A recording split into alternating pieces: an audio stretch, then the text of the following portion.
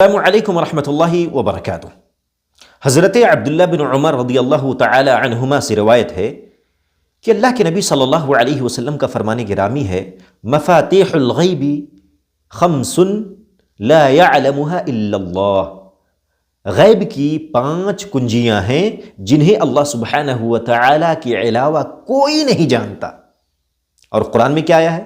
وعنده مفاتح الغیب لا يعلمها الا هو، اللہ سبحانہ وتعالی کے پاس غیب کی کنجیاں ہیں اور اللہ تعالی ہی بہتر جانتا ہے، اللہ کے علاوہ کوئی بھی غیب کی کنجیوں کے بارے میں نہیں جانتا۔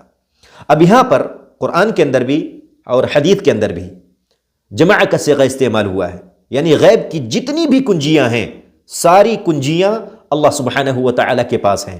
اس حدیث کے اندر 5 کا لفظ ہے، لیکن قرآن کے اندر مطلق لفظ آیا ہوا ہے، وعنده مفاتح الغیب لا يعلمها الا هو، یعنی غیب کی جتنی بھی کنجیاں ہیں ساری کنجیاں اللہ سبحانہ وتعالی کے پاس ہے، لیکن حدیث کے اندر آیا ہے کہ غیب کی 5 کنجیاں ہیں جنہیں اللہ سبحانہ وتعالی کے علاوہ کوئی نہیں جانتا۔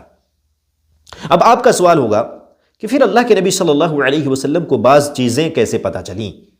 تو آپ کو بتاتا چلوں کہ اللہ سبحانہ وتعالی نے نظام وحی بنایا تھا، وحی کے ذریعے اللہ سبحانہ وتعالی انبیاء اور رسول کو بہت ساری چیزیں بتا دیا کرتے تھے۔